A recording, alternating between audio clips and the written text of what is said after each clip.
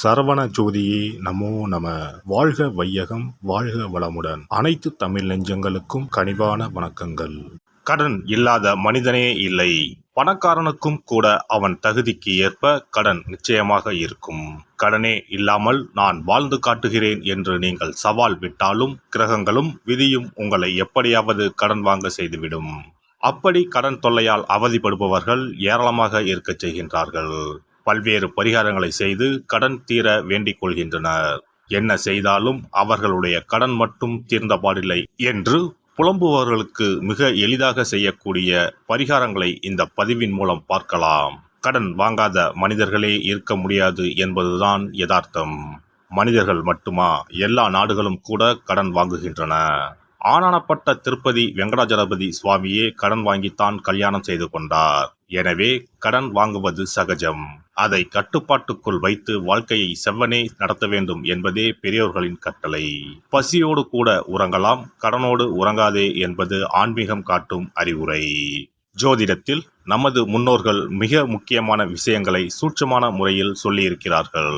ஒவ்வொரு ராசிக்கும் கடன்கள் அடைவதற்காக என்னென்ன செய்ய வேண்டும், எவையெல்லாம் செய்யக்கூடாது, எந்தெந்த கடவுளை வழிபடலாம் என்ற பரிகார முறைகளையும் சொல்லியிருக்கிறார்கள். ஒவ்வொரு ராசிக்கும் 2ஆம் வீடு தனஸ்தானம் என்று அழைக்கப்படுகிறது. இதன் மூலம் ஒருவரின் பொருளாதாரம் சம்பந்தமான விஷயங்களை தெரிந்து கொள்ள முடியும். ஒவ்வொரு ராசியின் 6ஆம் வீடு ரண ருண ரோகஸ்தானம் என்று அழைக்கப்படும்.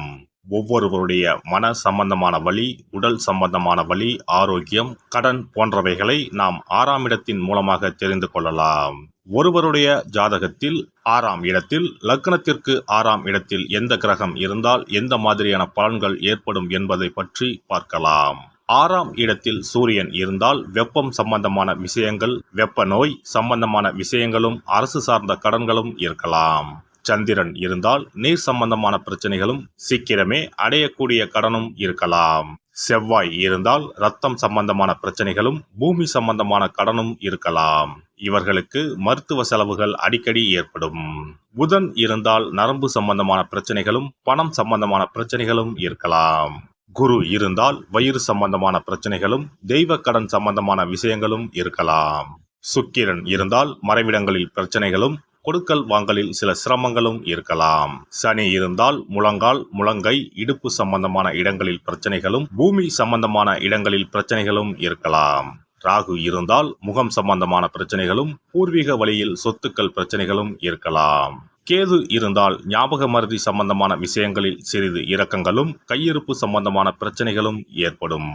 இனி உங்கள் ராசிக்கான கடன் தொல்லை நீக்கும் வழிபாடுகள் என்ன, ஆன்மீகம் காட்டும் பரிகாரங்கள் என்னென்ன, செல்ல வேண்டிய ஸ்தலம் என்ன என்பதனை பற்றி காண்போம். உங்கள் வாழ்வில் கடன் அடைந்து வளமும் நலமும் செல்வ செழிப்பும் பெற்று வாழ்வில் உயரிய நிலையை அடைய எல்லாம் வல்ல எம்பெருமானை வேண்டி விரும்பி கேட்டுக்கொள்கிறேன். கன்னிராசி. கன்னிராசி என்பது காலபுருஷ தத்துவத்தில் 6வது ராசியாக உள்ளது. வடமொழியில் கன்யா என்பது தமிழில் கன்னிப்பெண் என்று பொருள். கன்னி ராசியின் அதிபதி புதன் பகவான். பஞ்சபூதங்களில் நிலத்தத்துவத்தில் பிறந்தவர்கள். இவர்களின் ராசி உபயராசி எனப்படுகிறது. கன்னி ராசி இளவரசி ராசி என அழைக்கப்படுகிறது. பெண் சார்ந்த விஷயங்களுக்கு, பெண்மை சார்ந்த விஷயங்களுக்கு இந்த ராசியினருக்கு முக்கியத்துவம் அளிக்கப்படுகிறது. கன்னி ராசிக்காரர்களுக்கு ராசிநாதன் புதனே தொழில் ஸ்தானாதிபதியுமாக இருக்கிறார். அனைவருக்கும் செல்ல பிள்ளையாக இருப்பார்கள். அனைவரையும் அரவணைத்து செல்லும் HR போன்ற வேலைகளுக்கு இவர்கள் சரியானவர்கள். தனவாக்கு குடும்பாதிபதியும் பாக்கியாதிபதியும் சுக்கிரனாகவே அமைந்திருப்பதால் பொருளாதார நிலை நிறைவாகவே அமைந்திருக்கும். உபரி வருமானம் இவர்களுக்கு இருக்கும். வாக்கு அதிபதி சுக்கிரனாக இருப்பதால் பேச்சு சாமர்த்தியம் அதிகம். சேமிப்புகளுக்கு முக்கியத்துவம் அளிப்பவர்களாக இருப்பார்கள். பாக்கியாதிபதி சுக்கிரனாக இருப்பதாலும் ராகு கேது நட்பு கிரகமாய் இருப்பதாலும் சொத்துக்கள் வரும். இவர்கள் வளர்பிறையில் திங்கள் வெள்ளி ஆகிய நாட்களிலும், தேய்பிறையில் ஞாயிறு வெள்ளி ஆகிய நாட்களிலும் கடன் வாங்குவது, கொடுப்பதை தவிர்க்கவும். இவர்களுக்கு தனாதிபதியாக சுக்கிரனும் ரண ருணாதிபதியாக சனியும் வருகிறார்கள். கடன் அடைவதற்கான பரிகாரம்: சிவன், ஐயப்பன், காவல் தெய்வங்கள் ஆகிய தெய்வங்களை வணங்கினால் நன்மை. கிழக்கு வடக்கு நோக்கி கடனை அடைப்பது நன்மை தரும். ஞாயிறு, புதன், வியாழன் ஆகிய கிழமைகளில் கடன் அடைப்பதை தொடங்கினால் சீக்கிரம் கடன் அடையும். கன்னி ராசிக்காரர்கள் பைரவர் வழிபாடு செய்து வருவதும் நவக்கிரகங்கள் வழிபாடு செய்து வருவதும் மிகுந்த மாற்றத்தை கொடுக்கும். இந்த வழிபாட்டுடன் புதன், குரு மற்றும் சுக்கிர ஹோரைகளில் கடன்களை அடைக்க தொடங்குவதன் மூலம் இவர்கள் வாழ்வில் மாற்றத்தை பார்க்கலாம். செல்ல வேண்டிய ஸ்தலம் அதியமான் கோட்டை கோவிலுக்கு சென்று கால பைரவரை தரிசித்து வாருங்கள். இத்தலம் தர்மபுரி பழைய கோட்டையிலிருந்து 7 கிலோமீட்டர் தொலைவில் அமைந்துள்ளது. சனிக்கிழமைகளில் உளுந்து வடை தானம் செய்யவும். நீங்கள் உண்ணக்கூடாது. மேலும் துளசிக்கு தினசரி நீர் வார்த்து ஒரு மண் அகலில் நல்லெண்ணெய் விளக்கேற்றி வைக்க ருண நிவாரணம் பெறலாம். சிறப்பு வழிபாடு. குலதெய்வ வழிபாடு குறைகளை தீர்க்கும். முந்தைய வினைகளின் காரணமாக உண்டான கடன் தொல்லைகளிலிருந்து மீள குலதெய்வ வழிபாடு உங்களுக்கு துணை செய்யும். 3 பௌர்ணமிகள் தொடர்ந்து குலதெய்வ வழிபாடு செய்து வந்தால் கடன் தொல்லை படிப்படியாக குறையும். ஆண்டுக்கு ஒரு முறையாவது கட்டாயம் குலதெய்வ கோவிலுக்கு சென்று வர வேண்டும். குலதெய்வ கோவில் தூரமாக இருப்பவர்கள் அல்லது குலதெய்வமே தெரியாதவர்கள் 5 முக விளக்கு வைத்து நெய்யிட்டு தீபமேற்றி முடிந்த அளவு படையலிட்டு வழிபட வேண்டும். இப்படி 9 பௌர்ணமிகள் வழிபட்டு வந்தால் கட்டாயம் கடன்கள் அடைபடும். அது மட்டுமின்றி வரவேண்டிய கடன் பாக்கி இருந்தாலும் வசூலாகும். சங்கடங்கள் தீர்க்கும் சக்கரத்தாழ்வார் வழிபாடு. சனி மற்றும் புதன் கிழமைகளில் பெருமாள் கோவிலுக்கு சென்று அங்குள்ள சக்கரத்தாழ்வாரை தரிசித்து மனமுருகி வேண்டுங்கள். பிறகு அவரை 12 முறை வலம் வந்து வழிபடுங்கள்.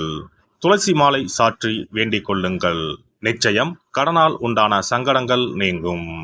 கோமாதா வழிபாடு குறைகளை தீர்க்கும். செல்வத்தின் அம்சமான கோமாதாவின் வழிபாடு உங்களை நிச்சயம் காக்கும். காலையில் விழித்ததும் பசுமாட்டை காண்பது தீர்வு கொடுக்கும். மேலும் ஒரு முறையாவது பசுவுக்கு கீரையும் பழமும் கொடுப்பது நல்லது. திருமகள் உரையும் பசுவின் பின்புறத்தை தொட்டு வணங்குவதும் செல்வம் சேர வழி தரும். குளிகை நேரத்தில் வாங்கிய கடனில் ஒரு பங்கை அடையுங்கள். நிச்சயம் முழு கடனும் தீரும். அதுபோல குளிகை நேரத்தில் கடனே வாங்காதீர்கள்.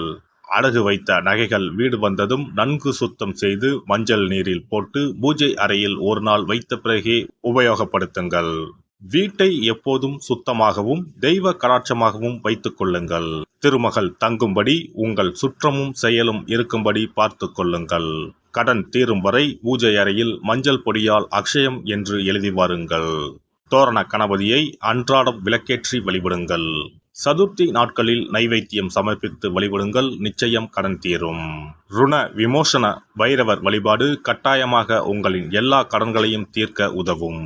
அதுபோல பிரதோஷ வழிபாடு நிச்சயம் எத்தனை பெரிய கடன்களையும் படிப்படியாக தீர்க்க உதவும். அதுபோல பஞ்சமி தினத்தில் அம்பிகையை எண்ணி விளக்கேற்றி வழிபட்டால் கடன் பிரச்சனைகள் தீரும். வெண்கலம் அல்லது பித்தளை விளக்கு வாங்கி வசதியில்லாத சிவாலயத்துக்கு தானம் கொடுக்கலாம். செவ்வாய் பகவானின் திருவருள் இருந்தால் கடன் இல்லாத வாழ்க்கை அமையும். விரய செலவுகள் குறையும். எனவே செவ்வாய் தோறும் செவ்வாயின் அதிபதியான முருகப்பெருமானை வணங்கி வேண்டலாம். சஷ்டி கவசம் பாடி சஷ்டி விரதம் இருப்பதும் கடன் சுமைகளை அறவே ஒழித்துவிடும். எல்லாம் வல்ல இறையருளால் நீங்களும் உங்கள் அன்பு குடும்பமும் உடல் நலம், நீலாயுள், நிறை செல்வம், உயர் புகழ், மெய்ஞானம் ஓங்கி வாழ்க வளமுடன். இந்த வீடியோ பதிவு உங்களுக்கு பிடித்திருந்தால் லைக் பண்ணுங்க, கமெண்ட் பண்ணுங்க, ஷேர் பண்ணுங்க. மறக்காம சப்ஸ்கிரைப் பண்ணுங்க. பக்கத்துல இருக்கிற பெல் பட்டனை கிளிக் பண்ணுங்க. நன்றி, வணக்கம். ஓம் நமச்சிவாய. சிவாய நம.